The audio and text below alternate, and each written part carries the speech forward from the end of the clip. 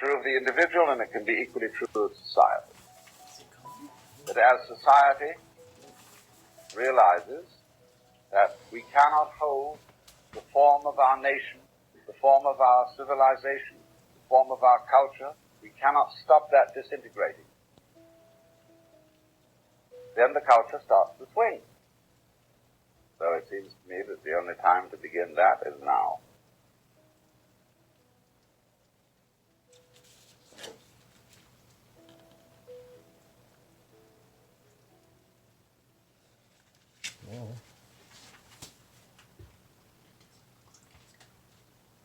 Now, I'm particularly interested in what Dr. Weaver said about the attitude of the family to children.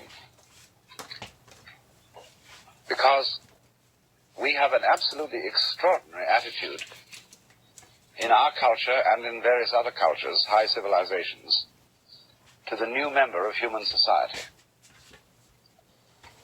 Instead of saying frankly to children, how do you do? Welcome to the human race. We are playing a game, and we are playing by the following rules. We want to tell you what the rules are so that you'll know your way around, and when you've understood what rules we're playing by, when you get older, you may be able to invent better ones. But instead of that, we still retain an attitude to the child that he is on probation.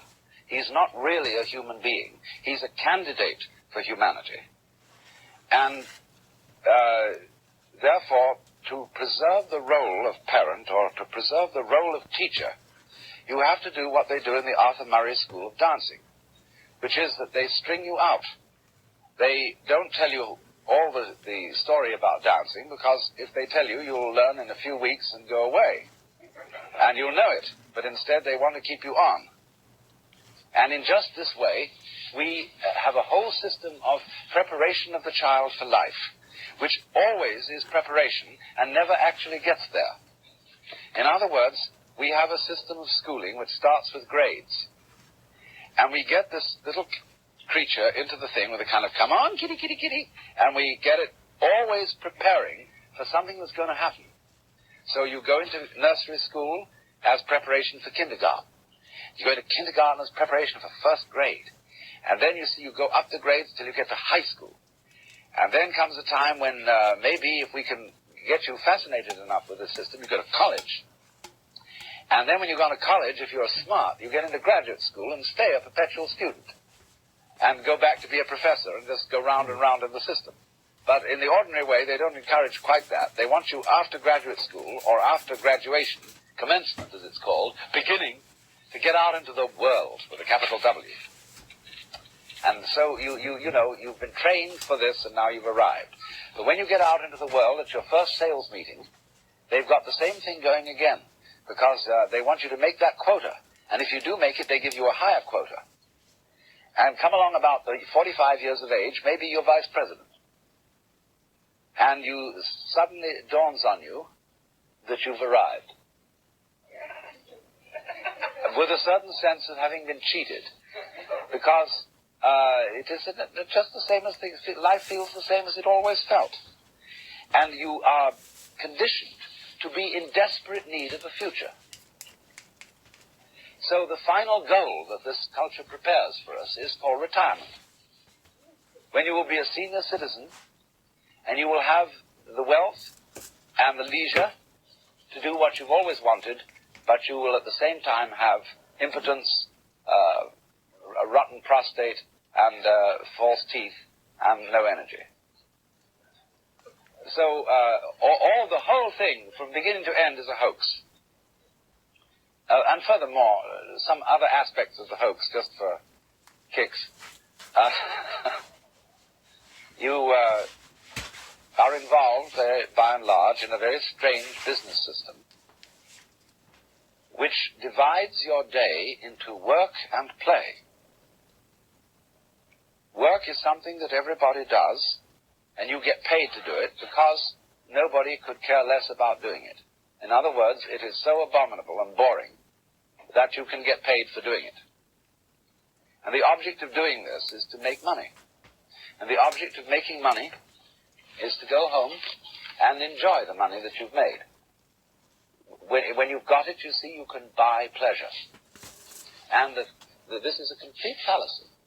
Money never can buy pleasure, because all pleasures depend upon not putting down a symbol of power, money, but upon disciplines. In other words, now in Sausalito, where I live, we have pier after pier full of fine boats, motor cruisers, sailing boats, all sorts of things, which nobody ever uses. Because they've been bought on the falling for the ad line that if you buy this thing, you will have pleasure, you will have status, you will have something or other. But then they suddenly discover that having a boat requires the art of seamanship, which is difficult but rewarding. Therefore, nobody has time for it, and all they do with the boats is have cocktail parties on them at the weekend. And in myriads of ways, you see, you go home, we're the wealthiest people in the world, and you would think that having earned your money and go home, you would have an orgy and a great banquet and so on, but nobody does. They eat a TV dinner, which is just a warmed-over airline food, and then they spend the evening looking at an electronic reproduction of life, which is divided from you by a glass screen. You can't touch it, you can't smell it, it has no color, except maybe if you're very wealthy it has color. But by and large it doesn't, and you look at this thing, and you have a strange feeling, you see, that the whole procession of grades that was leading to something in the future, to that goody, that gorgeous, voluptuous goody that was lying at the end of the line, it never quite turns up. And this is because from the beginning, we condition our children to a defective sense of identity. And this, I think, is the most important feature in the whole thing, that a child grows into our culture, and as I repeat, this is not only Western culture, it's equally true in Japan, an area of which I can speak with some first-hand knowledge. We condition the child in a way that sets the child a life problem which is insoluble, and therefore attended by constant frustration. And as a result of this problem being insoluble, it is perpetually postponed to the future, so that one is educated to live in the future, and one is not ever educated to live today. Now, I'm not saying that, the philosophy of carpe diem, let us drink today for tomorrow we die, and not make any plans. What I am saying is that making plans for the future is of use only to people who are capable of living completely in the present. Because when you make plans for the future and they mature, if you can't live in the present, you are not able to enjoy the future for which you have planned. Because you will have in you a kind of syndrome, whereby happiness consists in promises and not in direct and immediate realizations. So long as you feel that tomorrow it will come. See, on a dollar bill, it always says promise to pay. It's a promissory note. And nobody ever can come across. Because the promise is tomorrow, and as we say in common speech, tomorrow never comes. But everything is based on the idea, you see, that you will get it tomorrow, and you can enjoy yourself today so long as tomorrow looks bright. But Confucius once said, a man who understands the Tao in the morning can die contentedly in the evening. That is to say, if you have ever lived one complete moment, you can be ready to die. You can say, well, that was it. That was the good. That I've had it. You see?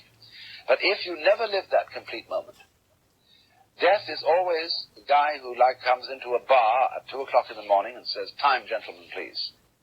And you say, oh, please, one more drink. Not yet. Because you haven't really had the feeling that you ever had it, that you ever got there. Now then, the main factor in this kind of conditioning seems to me to be, as I said, the way in which we give children a sense of identity. And in this respect, we do something extraordinarily odd. We define a person. Consider this for a moment, this word person. Harry Emerson Fosdick once wrote a book called How to Be a Real Person. And this, in translation, means how to be a genuine fake. Because the word person means a mask. The persona, the mask worn by actors in Greco-Roman drama, which was a megaphone-mouthed mask, so that through which persona, the sound goes. And so at the beginning of a play script, you will see the dramatis personae, the persons of the drama, that is to say, the list of the masks that the actors are going to wear.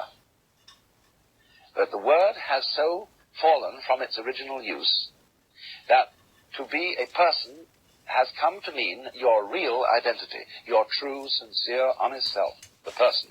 And we say of someone then, he's a real person. That means he's genuine. But we have confused, you see, the individual organism with the person, with, that is to say, its role. And we have defined the role of the person in such a way that it condemns everybody so defined to perpetual frustration. Now, how is this so? When you are a child,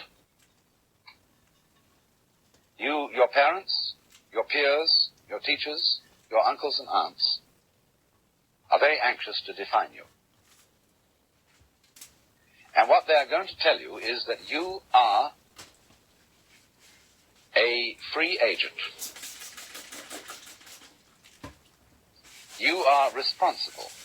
That is to say, you are an independent first cause. You are an origin of actions and thoughts and feelings. And we can praise you or blame you for what you do. And above all, we require of you that you love us. You love your parents, you love your brothers and sisters. As Fred said, a child is not allowed to say, to let that baby sister go back where it came from, because that is not nice. All nice children love their brothers and sisters and their parents. Not, of course, because we tell you to do so, but because you would want to do it yourself. You see now here what's going on.